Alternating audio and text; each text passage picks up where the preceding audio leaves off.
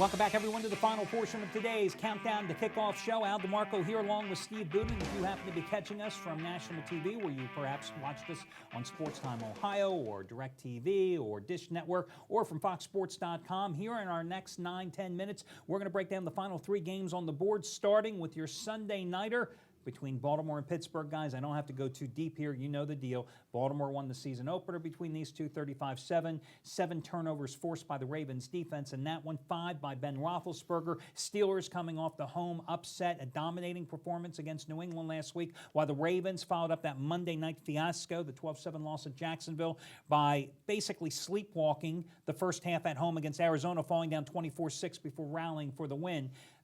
Only question that has to be answered here is, what team are you going to get here tonight for the Ravens? Because I am not, to use one of your phrases, buying into the Steelers' Kool-Aid and willing to drink it, because everybody's talking about, Roethlisberger's spreading the field. He threw the ball 50 times last week.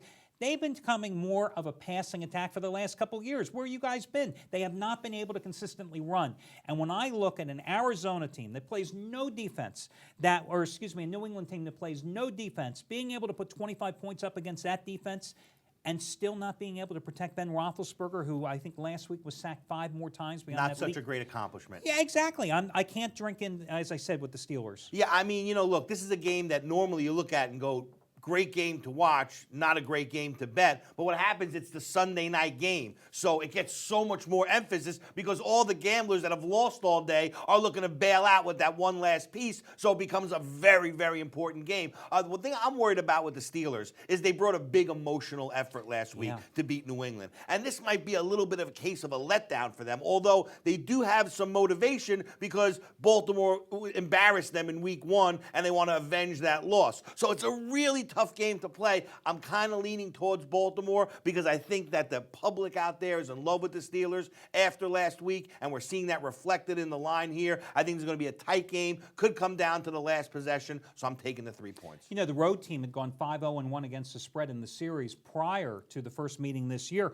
And then you look at the flip side of the equation is, Steelers 1-4-1 against the spread, the last 6 at Heinz Field in this series.